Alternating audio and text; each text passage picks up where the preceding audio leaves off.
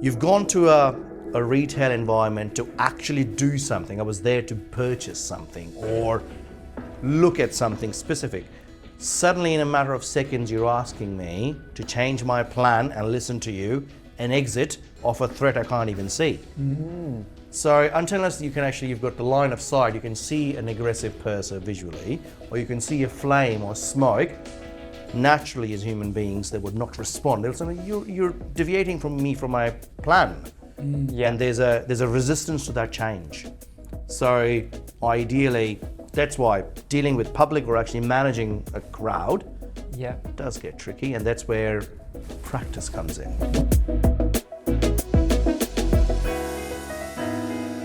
Well, welcome to the Let's Talk Facilities podcast. Gaurav Bhalla, the GM over at First 5 Minutes. Thanks so much for coming. Thanks for having me, Aaron. Thank you, please. So tell us a little bit about First 5 Minutes.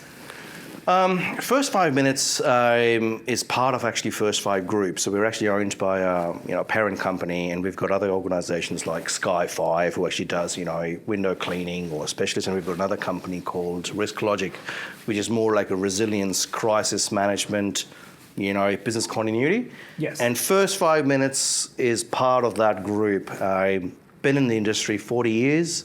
I'm one of the first emergency management organisations. It's the largest.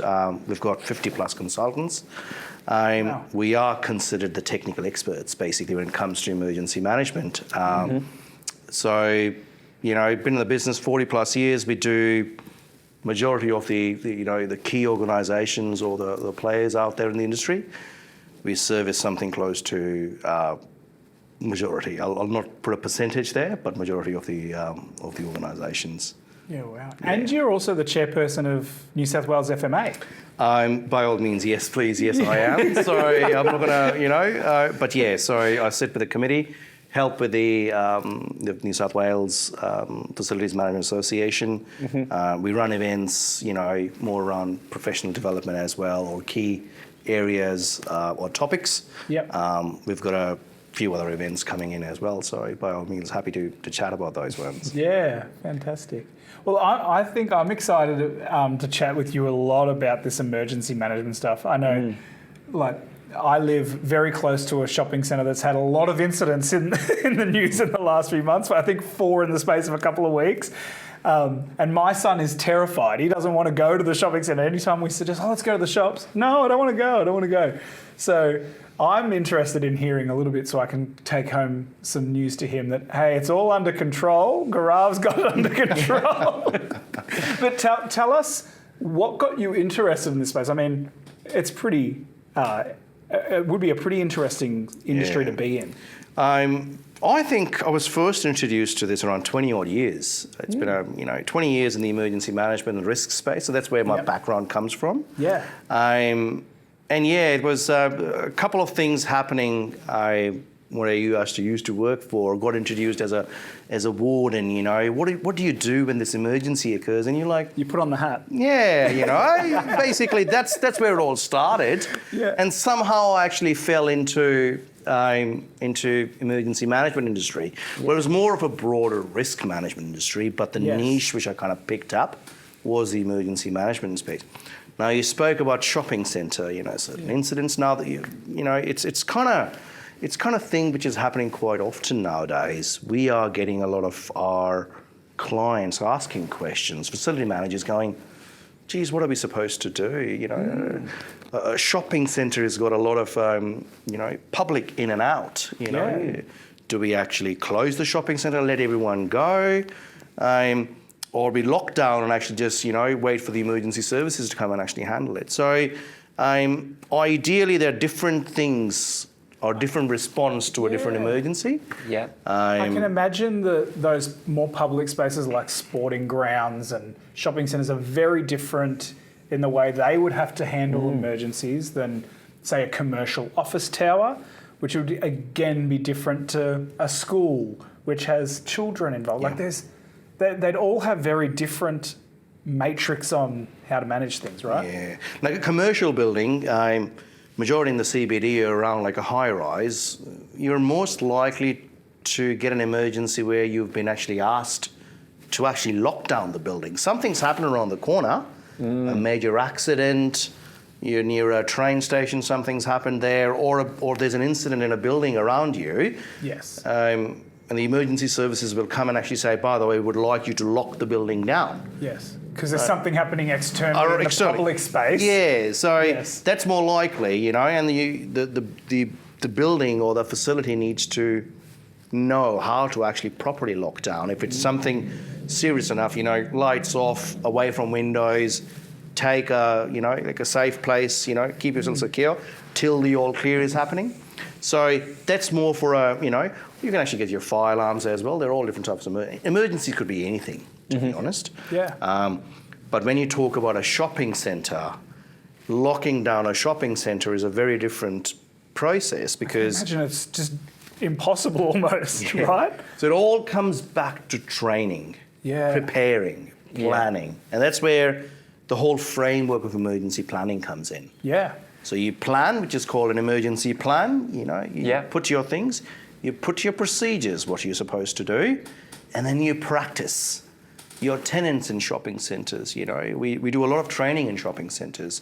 One of the gaps we actually do notice, and a lot of the property managers or the facility managers, they actually do come to us, like, how do we get our tenants? You know, like we organise these training sessions, but the tenancies or the tenants won't show up. Yeah. And the retail space, it's so transient. There's so many people coming and going in terms of the work, like the workforce, and the public. Yeah. So they're different, like I said. So that's where we go. You know, locking down a building to locking down a shopping centre. Like in a shop, you said something happens in a shopping centre.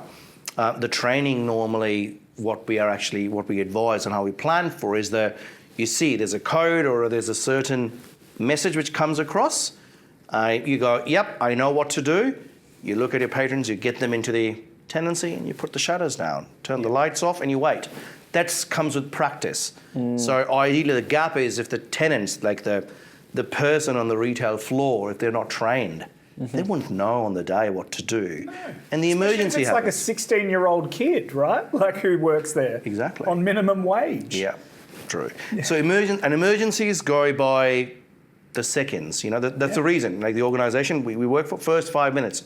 Yeah. The emergencies are dealt with within the first 5 minutes. You need to respond to an emergency. Yeah, that's where the most risk is, isn't it? Yes. What happens if you don't do the right thing? It is. Now, we talk about a shopping centre. We all do this, human psychology, human behaviour.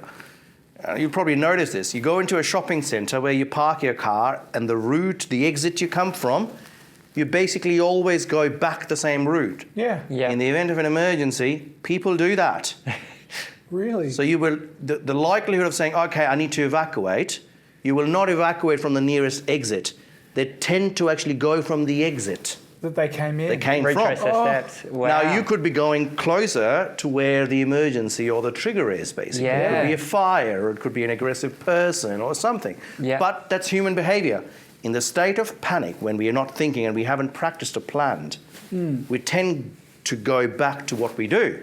Yeah. You know.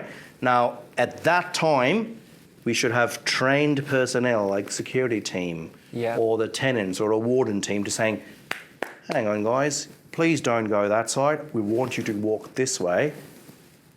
Yeah. There's an issue on that on the other. So that comes with practicing, training, and a proper framework to be followed, basically. And there's that added element, the public, like if it's in a commercial office tower, employees will follow directions. Public aren't necessarily always going to follow directions, right? Very true, very true. It depends on the actual scenario. If they can actually see some smoke or they can actually see a flame, the reaction or response is quite different because you've gone to a retail environment to actually do something. I was there to purchase something or look at something specific. Suddenly, in a matter of seconds, you're asking me to change my plan and listen to you and exit off a threat I can't even see. So unless you've got the line of sight, you can see an aggressive person visually, or you can see a flame or smoke, naturally as human beings, they would not respond. They'll say, you're deviating from my plan. And there's a resistance to that change. So ideally, that's why dealing with public or actually managing a crowd does get tricky, and that's where practice comes in. What does practice look like, and who needs to be trained? So you mentioned there's the tenants, there's a security team, there's probably a facility manager. What is best practice for practice? Best practice. So I'll take a step back. There's actually, Australian standards. There's actually regulations in place, which basically classify, they actually kind of dictate or tell us what you need to do at what frequency and who should do it. So it'll probably answer the whole emergency management framework. And so ideally, from a work health and safety point of view, there's a guideline and a module which talks about emergency management that is called Australian Standard 3745. Now that's the Australian standard for, managing emergencies and facilities. So, and that's the framework you're supposed to actually follow. Best practice, if you follow that standard, that's actually best practice, A, you'll be compliant to the regulation. B, you are following the best practice. Who should get trained? Ideally, if I don't come as a practitioner and say, I know about this, if I was working, I would actually say I would like to be trained as a warden, because not only I'll be able to save lives and help people, keep them safe, I'll know what I'm supposed to do. As a response point of view. I do not have to walk towards the danger. I've got to exit or actually evacuate. So a frequency point of view, a best practice, normally every 6 months you should actually practice. And now I'm talking about the standard. The standard mentions to train every 6 months as a team together. And then evacuate the building or do a lockdown procedure every year as a minimum. You want to do more, the more well prepared you would be. Do you even evacuate and lock down those buildings as practice in public spaces as well? We do some shopping centres. We do actually practice in shopping centres. And do they tell the public this is just a practice? Normally they're actually done to actually have less disruption at times. You don't want to disrupt, But it is done in a very controlled way, where at least the team, major tenancies, some retailers, if they've actually, come in to attend, the security teams, the maintenance teams, the operations team, centre management, they're all practice, because they will become the leaders in managing the emergency, because they know their centre quite well. They will go and say, this area is locked or something, and normally that's what. So you asked a question about who should attend. Ideally, we should promote as many people to actually attend. We are getting a lot of questions nowadays with remote working. I'm talking about commercial buildings. A lot of people work remotely. I was a warden, I only worked 2 days in the office or 3 days in the office. So the warden coverage, that's actually a pretty question which is coming up very often back to us. We normally say, if you train more people, you will have better coverage. You almost need to have a Monday warden, a Tuesday warden, a Wednesday warden, just to make sure you've covered all your bases. So the training styles, the practices, and we are actually adapting to those environments, basically, where we are getting innovative, technologies, like we've got some online training, some webinars, more frequent webinars being run, more practice drills being run, break down the building into smaller sections. You actually get more engagement, you get more people trained, you've got more coverage, more people who know what to do in an emergency, the better we can actually respond to it. And eventually save lives. 100%. You talked a little bit about that putting together a plan. There's only so much you can anticipate or plan for, right? Like I imagine the shopping centre I live nearby, they wouldn't have even anticipated the idea of one of those events happening, let alone then the next one, and the next one, and the next one. They were all different. They all affected the public differently. How do you put together a plan that sort of encompasses as much as possible and anticipates as much as possible? So in the Australian standards as well, there are different types, and we gradually learn. We learn from things what happened. There's a potentially there's a, the most common we actually hear is a fire, right? So everyone trains to fire. But the way we actually explain our structures, every 6 months, we actually train to a different scenario. Yeah, So wow. let me go back and actually take a step back, basically. When someone says, talk to us about an emergency plan, the plan consists of 5 odd key things. Okay. One of them is the 6 monthly training. Yep. One of the second one is an evacuation exercise. The third one is an evacuation diagram. You might actually see in the lobby area, you see those diagrams? Yeah. All the time. That's actually part of the emergency plan. Okay. We have to sign off on one of those every time we go into a building. Yes. Yeah. The fourth one is an emergency response procedures. So that is a document which actually says, from a risk point of view, this building, there's a potential risk of a flood or a cyclone, potential earthquake, fire, active armed offender or, aggressive person, customer. Yep. So you have a set of those, and they're actually procedures which are customized in that procedure document. And the last piece is a governing body, which is an emergency planning committee. Now that's the plan. To answer your question, those procedures every 6 months. You talk about the normal training, what to do, how to respond, what does human behavior, how do people respond when they panic, some people freeze, some take flight, some are actually, they go calm and they understand. But it's human behavior, right? So we train the wardens what to do with that one, but then practice a scenario every 6 months, which is different. Yes. Now, we don't know what will happen. No. It could be a major Humans are unpredictable. Yeah. Yes, emergencies are. Yeah. And that's what we are saying. But the framework, the training is actually quite, the structure is very similar. You need to first, make sure you're not in the vicinity of the danger. You actually distance yourself. You decide whether to actually stay there or whether you should go. Yeah. Whether it's a lockdown, which is a stay, or we evacuate and actually leave away from the danger, it's a go. Yeah. Can you handle the emergency? If there's a small bin fire, the wardens normally come and actually assess and go, oh, by the way, there's an extinguisher, I think I know how to use it, because they're trained in those ones, in those as well, and they basically, they can extinguish. Yeah. But their procedures, have you called 000? Have you done this? So it all comes to training and practicing. Yeah. Wow. It's a huge undertaking. Sounds fascinating, but huge. Massive. Yeah.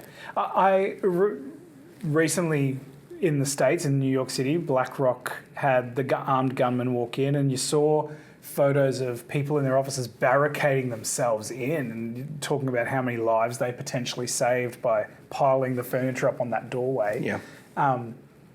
Are commercial facilities here in Australia, in terms of that office tower sort of type of facility, are they starting to be concerned? Are you hearing trends of people thinking, oh, what if this happens in our facility?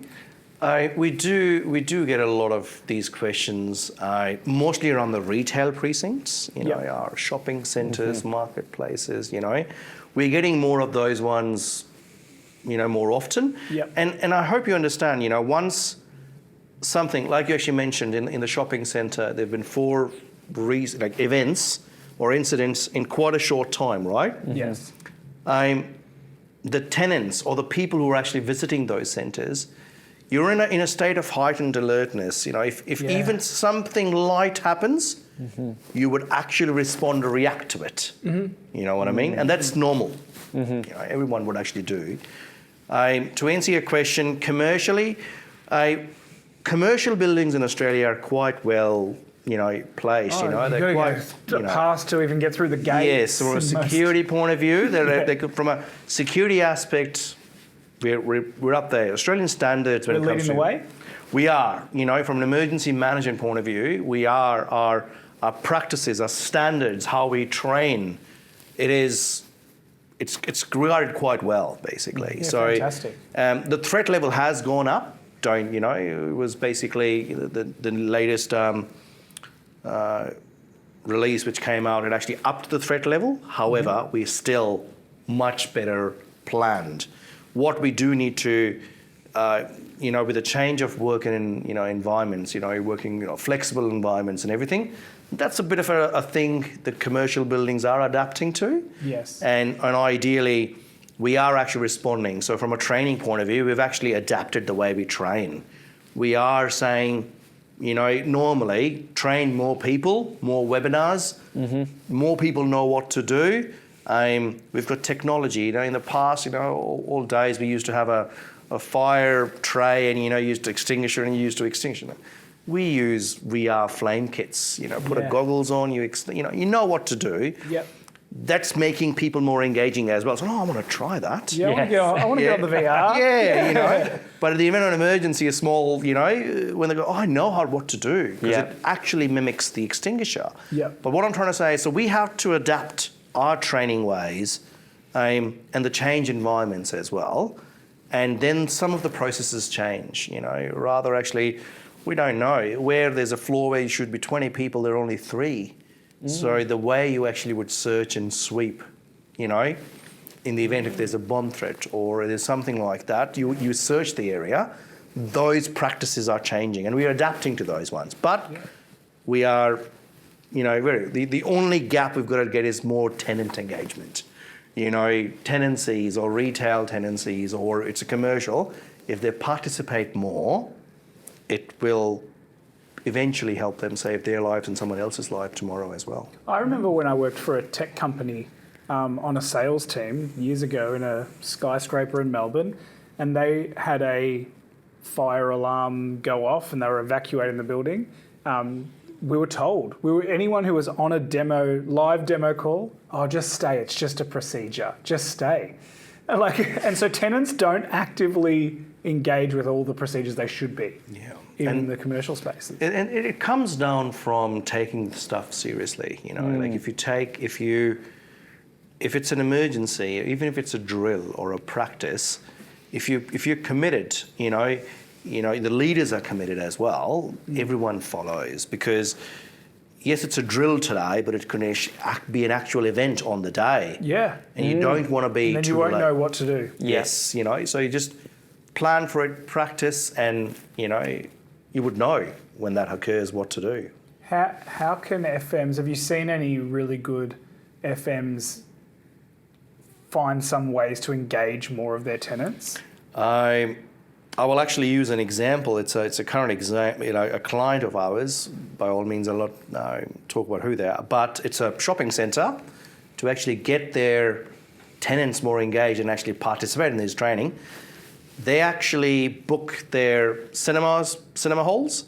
They actually invite all of their tenants and the retail tenants into, so they watch a movie along actually with, there's a thank you, and then there's actually the training, the movie, and they put food on it.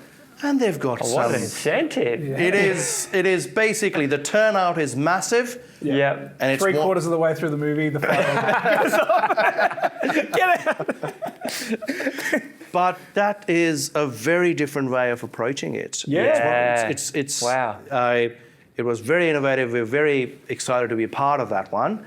And it's one of the key shopping centres of Australia. People are motivated by reward, hey? Yeah, and it's so easy to think of compliance as something that's just boring and has to be done. Yeah. So it's like, come on, everyone grit your teeth, just get it over and done with. But why not make it fun? That's fantastic. That is something which I do share with my, people who actually ask me. So they've certainly thought about, about it outside the square, and what a turnout. It's kudos. Yeah, absolutely. And what a way to, they can advertise that. Yeah. Look at us bringing everyone together. Yeah. Fantastic. Yeah. In terms of risks that you're seeing, on the horizon, I'm assuming that as a company, you guys are always thinking, okay, what are the newer risks that are being introduced to our environments and to the landscape? Are there anything that you're seeing more so than they used to be 5 years ago? There's a big shift in the lithium-ion batteries. So. That's not where I was expecting this to go. There we go. That's something which the facilities 5 years ago were not prepared or actually built for. Yeah. You've got scooters, you've got electric vehicles, your car space, a lithium-ion battery responds, or a fire of a lithium-ion fire battery responds very differently to a normal or a different combustible, Yeah. substance. So the procedures are quite different, and we've got a lot of EVs, coming into commercial buildings, going into shopping centres. Yeah. And they could, we're not saying from a statistics point of view, it's there. They actually do trigger some fires, but the response is very different. It's very hard to actually extinguish. You shouldn't. You basically should contain in that way. And that's basically how. That's a new way of how the buildings or the facilities team. You could actually have an e-bike or an e-scooter parked, just outside your exit door. Yeah. You can leave them anywhere. People can actually plug them or actually just park them. So that's a new risk. That's something which we are actually looking and going, okay, let's keep an eye, because if there's actually a fire and actually that battery catches fire, the response will be very different. It's very aggressive the way it reacts to. Yeah. So that's something new which we are noticing quite often. How do you manage your approach to that?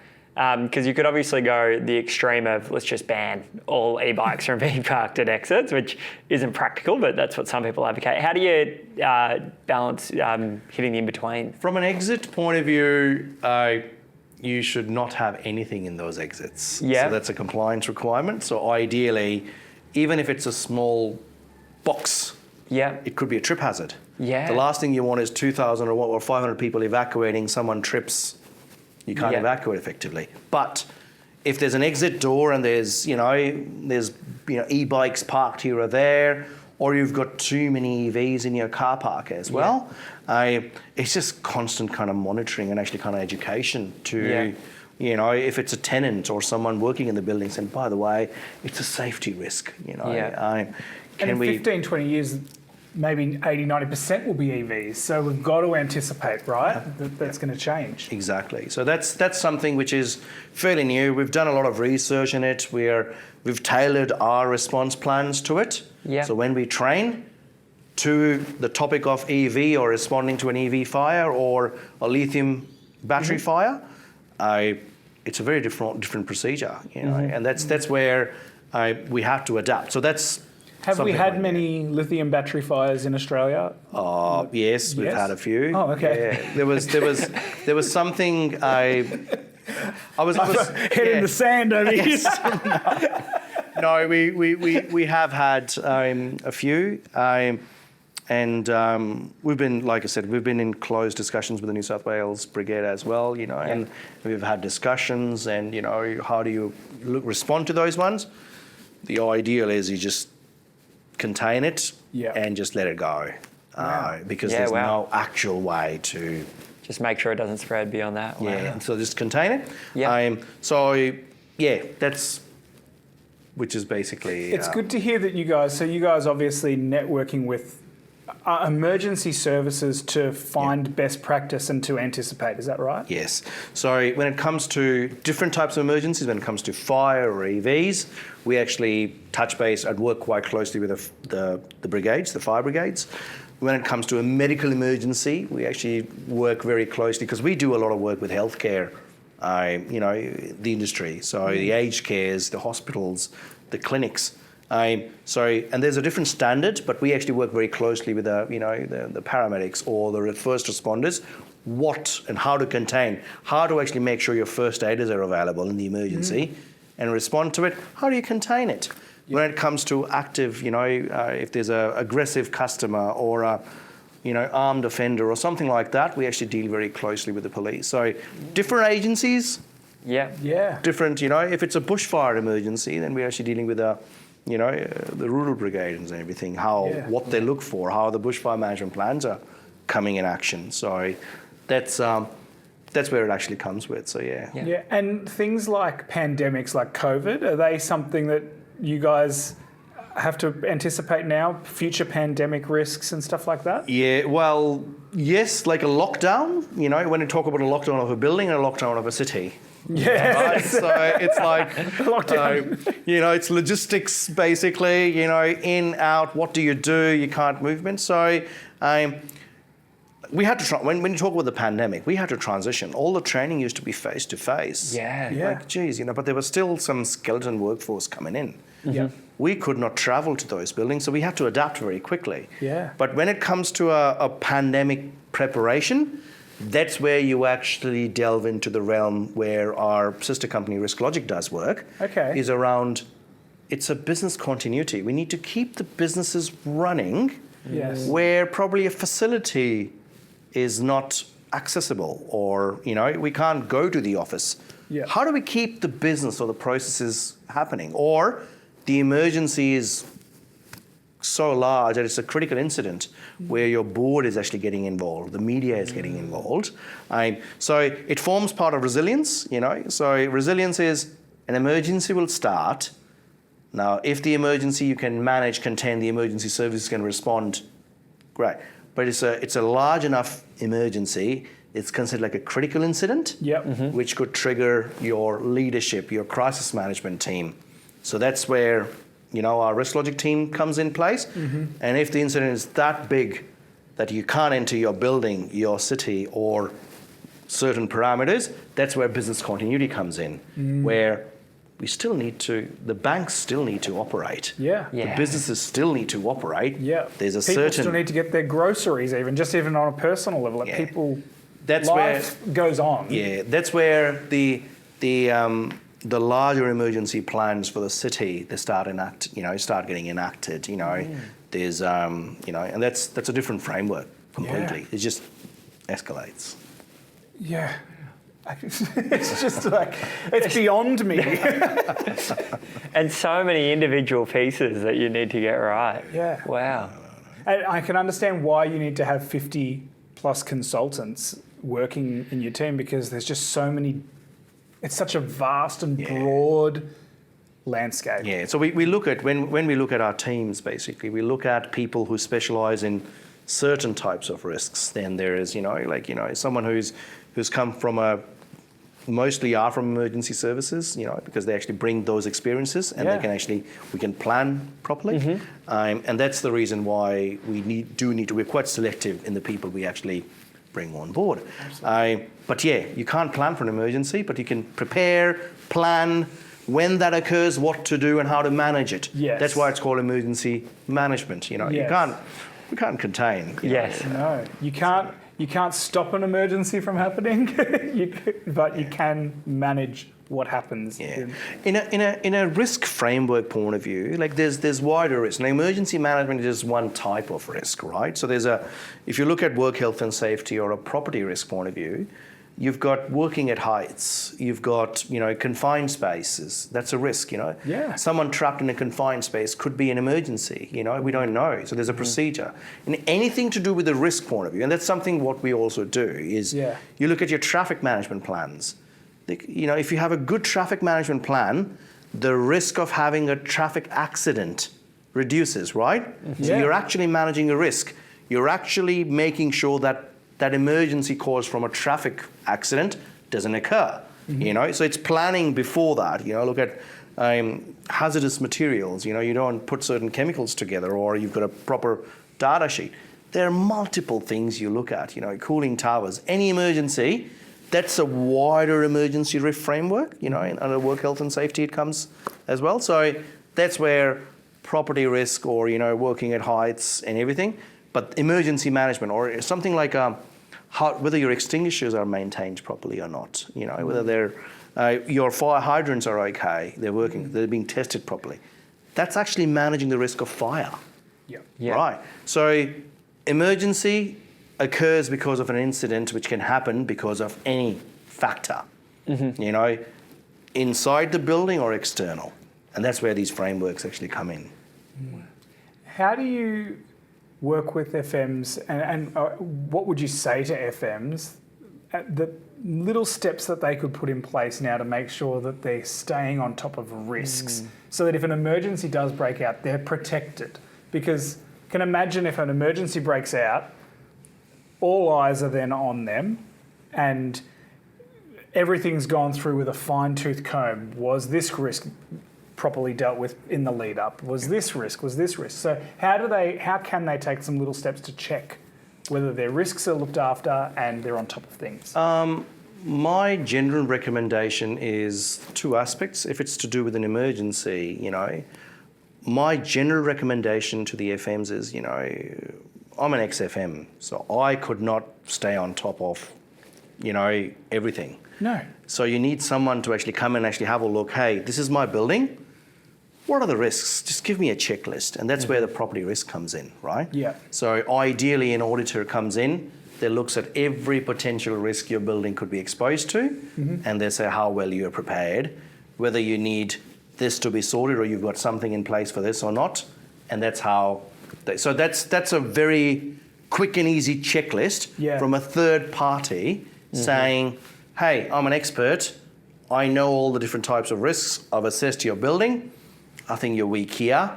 If you put certain measures in, now then you are seen as going above and beyond and making sure you're mitigating those risks before an issue arises. So that's the kind of suggestion normally I give to the FMs who actually come and ask. I love that. We often talk with FMs and say a very similar thing, like you need to have your Rolodex of experts basically, because you cannot know everything. Yeah. But you can know the right people to call on when something happens, so that you've got the best person looking after you in every aspect of managing this facility. Very good advice. Yeah. Very good advice. It's very wise as well. So, yeah. Well, if you were to give one piece of advice to a new FM starting out in anything, it doesn't even have to be emergency management. You've been in the space for a long time and you work with the FMA quite closely. What piece of advice would you give a new FM starting out in the industry? Build some strong relations with the experts who would actually guide and actually look after you. So ideally, they can advise you from the exposure from a risk point of view, and you can actually get covered. It's not just about the FM just covering your own from a liability point of view.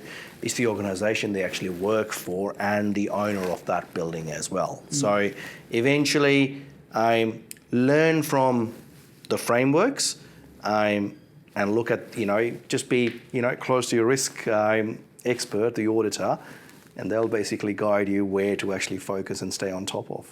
Yeah, I love it. I love it. Well, thank you so much for coming on to the podcast. I think this is going to be one of our most streamed podcast episodes, because I think it's just so topical and it's something that everyone is thinking about at the moment. If people if FMs are out there listening and they're like, we don't have a good emergency management plan or we need to reevaluate things, how best can they get in contact with First 5 Minutes? Just jump on the website, reach out, happy to help.